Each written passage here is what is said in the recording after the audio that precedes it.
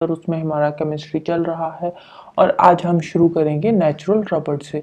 Natural रबड़ क्या होती है? नेचुरल रबड़ रबड़ लेटेक्स से बनाई जाती है और ये जो लेटेक्स होता है ये हमें मिलता है रबड़ ट्री के बाग से। तो इसको कैसे बनाया जाता है? इसको रबड़ और वाटर के क्लाइडल डिस्पर्शन से बनाया जाता है। जो क्लाइडल डिस्पर्शन होता है उसमें क्या होता है, उसमें लिक्विड में क्लाइड्स बनते हैं रबड़ के, जिससे रबड़ को नेचुरल रबड़ जो है उसको ऑब्टेन किया जाता है। और ये जो रबड़ ट्री है ये बेसिकली इंडिया में भी मिलता है। श्रीलंका, इंडोनेशिया, मलेशिया और साउथ अमेरिका में रबड़ ट्री पाए जाते हैं। इंडिया में बेसिकली साउथ इंडिया में रबड़ ट्रीज होते हैं। जो नेचुरल रबड़ होती है वो लीनियर पॉलीमर होती है आइसोप्रीन का, जिसको कि सिस 1 फॉर पॉली आइसोप्रीन भी बोलते हैं। जो सिस आइसोपॉलीमरीन होता है ना, सिस पॉली आइसोप्रीन सॉरी, जो सिस पॉली आइसोप्रीन होता है ना, इसमें बहुत सारी चेन्स होती है, आपस में जुड़ी हुई बहुत सारी चेन्स होती है जो कि वीक वैंडरवाल फोर्सेस से आपस में जुड़ी होती है और एक कॉइल लाइक स्ट्रक्चर बनाती है। इसका कॉइल लाइक स्ट्रक्चर होता है, इसी वजह से जो रबड़ होती है उसको हम स्प्रिंग की तरह स्ट्रेच भी कर सकते हैं और जैसे ही उसको हम छोड़ते हैं तो वो अपनी इलास्टिक प्रॉपर्टीज वापस से एग्जिबिट कर लेती है। फिर नेक्स्ट आती है सिंथेटिक रबड़। जो सिंथेटिक रबड़ होती है वो मैन मेड रबड़ होती है, उसको आर्टिफिशियल तरीके से बनाया जाता है। फॉर एग्जांपल नियोप्रीन हो गया, ब्यूना एस हो गया, ब्यूना एन हो गया, थियोकॉल हो गया। तो सिंथेटिक रबड़ बेसिकली यूज होती है टायर्स वगैरह बनाने के लिए। नेक्स्ट है पेंट। पेंट क्या होता है? पेंट एक पिगमेंटेड लिक्विड है। इसको जब हम अप्लाई करते हैं तो इसको हम थिन लेयर में अप्लाई करते हैं। तो अप्लाई करने के बाद इसकी जो थिन लेयर होती है वो एक सॉलिड फिल्म में कन्वर्ट हो जाती है। जो पेंट होता है इसको हम क्यों अप्लाई करते हैं? हम इसको सरफेस पे अप्लाई करते हैं, सरफेस को अट्रैक्टिव लुक देने के लिए, किसी सरफेस को क्रोजन से बचाने के लिए भी हम पेंट अप्लाई करते हैं या वेदरिंग से बचाने के लिए भी हम पेंट का इस्तेमाल करते हैं। जो पेंट होता है इसमें एक पिगमेंट होता है और एक थिनर होता है। जो पिगमेंट होता है उसमें क्या चीजें आती है? जो जिंक ऑक्साइड, व्हाइट लेड और टाइटेनियम ऑक्साइड है, ये व्हाइट पिगमेंट के लिए यूज किए जाते हैं। इसके अलावा इसमें ऑयल भी मिक्स होता है। जो पिगमेंट्स होते हैं वो ऑयल के साथ मिक्स्ड होते हैं, जैसे कि सोयाबीन ऑयल हो गया या किसी पॉलीमर के साथ ये मिक्स होंगे। और इसमें जो थिनर होता है, थिनर क्या होता है? थिनर एक सॉल्वेंट होता है, लाइक कैरोसिन हो गया, टर्पेंटाइन ऑयल हो गया। तो ये क्या है? ये थिनर की तरह यूज होते हैं पेंट में। तो इससे क्या होता है? थिनर जो हम यूज करते हैं इससे पेंट फ्लूइड फॉर्म में आ जाता है, थोड़ा और ज्यादा फ्लूइड हो जाता है, जिससे ये अप्लाई करना फिर आगे इजी हो जाता है। फिर कुछ ल्यूमिनस पेंट्स भी होते हैं। ल्यूमिनस पेंट कौन से होते हैं? वो पेंट जिन पे जब लाइट पड़ती है तो वो फिर ग्लो करते हैं। तो इसको जो ल्यूमिनस पेंट्स होते हैं इसको भी सरफेस को प्रोटेक्ट करने के लिए यूज करते हैं। इसके अलावा सरफेस को अट्रैक्टिव लुक देने के लिए भी हम ल्यूमिनस पेंट्स यूज करते हैं। नेक्स्ट बात करते हैं सोप्स एंड डिटर्जेंट्स की। इसमें सबसे पहले सोप्स के बारे में पढ़ते हैं। सोप क्या होते हैं? सोप सोडियम और potassium salts of high fatty acids such as palmitic acid, oleic acid and stearic acid. तो बेसिकली ये फैटी एसिड्स के सोडियम और पोटाशियम सॉल्ट्स होते हैं, ठीक है, सोडियम और पोटाशियम सॉल्ट्स होते हैं। और जो सोप होते हैं, जिन सोप्स में पोटाशियम सॉल्ट्स होते हैं इन एसिड्स के, ये जो यहाँ पे एसिड्स बता रखे हैं ना, palmitic acid, oleic acid, stearic acid, तो जिन सोप्स में इन एसिड्स के पोटाशियम सॉल्ट्स प्रेजेंट होते हैं उन सोप को बोलते हैं सॉफ्ट सोप या फिर टॉयलेट सोप भी बोला जाता है।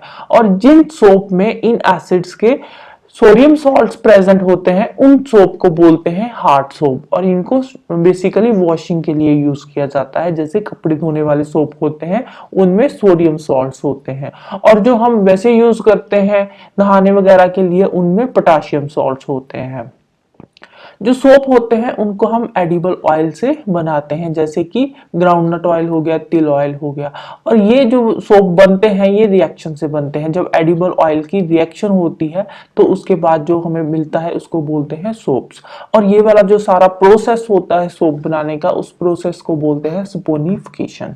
जो सपोनिफिकेशन रिएक्शन होती है, सपोनिफिकेशन रिएक्शन होने के बाद जो हमें सोप मिलता है वो क्लॉइडल फॉर्म में सोप होता है। तो उसके बाद फिर सोप को सेपरेट किया जाता है। सोप जो होता है, सोप के साथ ग्लिसरॉल मिक्स होता है, सोप को ग्लिसरॉल से फिर अलग किया जाता है with the help of process known as sorting out of soap. ठीक है। जिस प्रोसेस के थ्रू हम सोप को ग्लिसरॉल से अलग करते हैं उस प्रोसेस को बोलते हैं सॉल्टिंग आउट ऑफ सोप। फिर जो टॉयलेट सोप्स होते हैं या फिर सॉफ्ट सोप्स होते हैं, तो उसमें जो ये वाले सोप्स होते हैं, ये इनमें जो ऑयल यूज होता है ना, वो बेटर क्वालिटी का ऑयल यूज किया जाता है। और इसमें जो अल्कली यूज होता है वो होता है पोटेशियम हाइड्रोक्साइड। और कुछ सोप आपने देखा होगा देखने में ट्रांसपेरेंट से होते हैं, जब हम सोप को देखते हैं तो वो ऐसे लगता है कि ये ट्रांसपेरेंट से सोप है। तो ये ट्रांसपेरेंट सोप कैसे बनते हैं? ऐसे सोप बनाए जाते हैं इथानॉल में सोप को डिसॉल्व करके, फिर जो सोप होता है उसकी ट्रांसपेरेंट लुक आती है। जो शेविंग सोप्स होते हैं उसमें ग्लिसरॉल ऐड किया जाता है, थोड़ी सी अमाउंट में उसमें ग्लिसरॉल ऐड कर दिया जाता है सो दैट कि जो सोप है वो थोड़ा स्टिकी हो जाए, और स्टिकी अगर सोप हो जाएगा तो उससे वो फिर जल्दी जल्दी ड्राई नहीं होगा। इसमें फिर गम ऐड करी जाती है जिसको बोलते हैं रियोजिन। तो ये जो गम है ये भी सोप को फिर थोड़ा स्टिकी बनाती है और इसको ड्राई होने से रोकती है। और फिर ये आगे एक सोडियम रेजोनेट नाम का कंपाउंड भी बनाती है जो हम इसमें गम यूज करते हैं। और इससे क्या होता है, इससे फिर ये लेदर जो हम शेविंग करते हैं, शेविंग में थोड़ी सी लेदर बन जाती है। जो शेविंग के टाइम पे आपने देखा होगा झाग सी बनी हुई होती है, तो वो झाग सी क्यों बनती है? क्योंकि इसमें सोडियम रेजोनेट कंपाउंड बना होता है। सोडियम रेजोनेट कंपाउंड क्यों बनता है? क्योंकि इसके मैन्युफैक्चरिंग प्रोसेस में जो हम गम यूज करते हैं जिसको रियोजिन बोलते हैं, उसकी वजह से सोडियम रेजोनेट नाम का कंपाउंड बनता है जो कि फिर बाद में लेदर बनाता है। लेदर मींस झाग जो होती है उसको, जो बबल से बने होते हैं उसको बोलते हैं लेथर। तो जो झाग बनती है शेविंग के टाइम पे वो रियोजिन की वजह से ही बनती है। अब जो लॉन्ड्री सोप्स होते हैं, लॉन्ड्री सोप में जो सब्सटेंसेस यूज किए जाते हैं उनको बोलते हैं फिलर्स।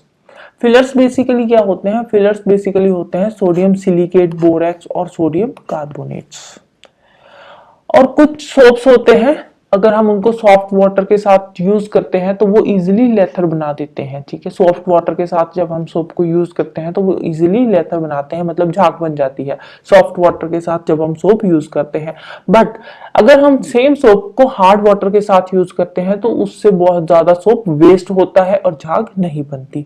क्यों? क्योंकि जो हार्ड वाटर होता है, हार्ड वाटर में बाइकार्बोनेट्स होते हैं, सल्फेट्स होते हैं और कैल्शियम और मैग्नीशियम के क्लोराइड्स होते हैं। इसीलिए हार्ड वाटर के साथ बहुत सारा सोप वेस्ट हो जाता है और झाग बिल्कुल भी नहीं बनती। जब सोप को हम हार्ड वाटर में ऐड करते हैं तो उस टाइम पे इसमें जो सॉल्युबल सोडियम सॉल्ट्स होते हैं, जो सोप में प्रेजेंट होते हैं सॉल्युबल सोडियम सॉल्ट्स, वो आगे कैल्शियम और मैग्नीशियम सॉल्ट में कन्वर्ट हो जाते हैं। तो अब वो कैल्शियम और मैग्नीशियम सॉल्ट में कन्वर्ट हो जाएंगे तो फिर आगे वो झाग नहीं बनाएंगे। अब जो हार्ड वाटर में हम सोप यूज करते हैं वो वाटर में सॉल्युबल नहीं होता। जो हम सोप यूज करते हैं वो वाटर में सॉल्युबल नहीं होता। वो कुछ टाइम के बाद क्या करता है, सोप वाटर में प्रेसिपिटेट्स बना देता है। तो इस तरह से क्या होता है, अब हार्ड वाटर में जब हम सोप को यूज करते हैं तो सोप उसमें कुछ टाइम बाद सॉल्युबल होने के बाद प्रेसिपिटेट बना देगा। तो प्रेसिपिटेट बना देगा तो इससे क्या है, बहुत सारा सोप वेस्ट हो जाएगा। झाग बनेगी नहीं बट सोप क्या है, उल्टा वेस्ट हो जाएगा। इवन कि आपने देखा होगा कभी कभार आप जब बाल धोते हो, सोप लगाते हो बालों पे और उसके बाद आप अगर हार्ड वाटर यूज करोगे बालों पे, सोप लगाने के बाद हार्ड वाटर यूज करोगे तो उसके बाद क्या होगा, उसके बाद जो बाल है वो डल और स्टिकी से हो जाते हैं। डल और स्टिकी क्यों होते हैं? क्योंकि हम सोप को हार्ड वाटर के साथ यूज कर रहे हैं, तो जिसकी वजह से सोप के पार्टिकल्स जो है वो बालों के साथ चिपके रह जाते हैं और बालों से निकलते नहीं है, जिसकी वजह से हमारे बाल जो है वो डल और स्टिकी हो जाते हैं। सोप में मिसाइल्स होते हैं, जो मिसाइल्स होते हैं उनका साइज थोड़ा सा बड़ा होता है जिसकी वजह से उसमें से लाइट स्कैटर करती है। ठीक है, जो सोप का सोल्यूशन होता है, वाटर और सोप का सोल्यूशन होता है, उससे जब लाइट पास करेंगे तो लाइट आगे स्कैटर होगी। Beam of light as it is सीधी पास नहीं होगी। लाइट स्कैटर क्यों हो रही है? क्योंकि उसके जो सोप के मिसाइल्स हैं उनका साइज थोड़ा बड़ा होता है जिसकी वजह से वो लाइट को स्कैटर कर देते हैं। ठीक है, जैसे कि ये सोप और वाटर का सोल्यूशन होता है तो इसमें सोप के थोड़े थोड़े मिसाइल्स होते हैं, तो ये मिसाइल्स होने की वजह से इनका साइज इतना होता है कि ये लाइट को आगे स्कैटर कर देते हैं। तो इसीलिए जो सोप का सोल्यूशन होता है वो देखने को क्लाउडी सा होता है। फिर नेक्स्ट बात करते हैं डिटर्जेंट्स की। डिटर्जेंट बेसिकली सिंथेटिक डिटर्जेंट्स ही होते हैं। इनको जो डिटर्जेंट्स होते हैं इनको हम बोलते हैं सोपलेस सोप। सोपलेस सोप क्यों बोलते हैं? क्योंकि ये काम तो सोप जैसा ही करते हैं, इनकी जो क्लीनिंग प्रॉपर्टीज होती है वो भी सोप जैसी ही होती है, बट इनमें यूजुअल सोप्स होते नहीं है। ये काम सारा सोप जैसा ही करेंगे बट इनमें सोप नहीं होता, ठीक है, इसीलिए इसको सोपलेस सोप भी बोला जाता है। जो डिटर्जेंट होते हैं उनमें सोप के कंपैरेटिवली बेटर क्लीनिंग एजेंट्स होते हैं।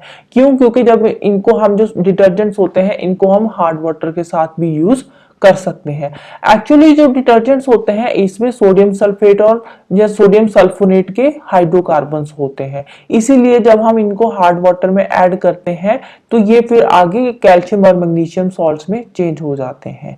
तो ये फिर जब वाटर में डिसॉल्व होते हैं तो डिटर्जेंट्स होते हैं, जब डिटर्जेंट को हम वाटर में डिसॉल्व करते हैं तो ये सोप की तरह डिटर्जेंट वेस्ट नहीं होता, ठीक है। जो सोप है, अब जैसे हमने सोप देखा था, सोप को हम हार्ड वाटर में डिसॉल्व करते थे तो सोप जो होता था वो पूरी तरह से वेस्ट हो जाता था, उसका आगे फिर कोई काम रह नहीं जाता था। बट जब हम डिटर्जेंट को पानी में डिसॉल्व करते हैं तो ये वेस्ट नहीं होता, ये आगे अच्छी सी झाग बनाता है। और इसको हार्ड वाटर के साथ भी ये मतलब हार्ड वाटर जो है उसमें डिटर्जेंट थोड़ा ज्यादा यूज होता है बट वेस्ट नहीं होता, डिटर्जेंट हार्ड वाटर के साथ भी ये झाग बनाता है। लेकिन सोप जो होता है, सोप हार्ड वाटर के साथ पूरे का पूरा वेस्ट हो जाता है, बिल्कुल भी लेथर नहीं बनाता, झाग नहीं बनाता।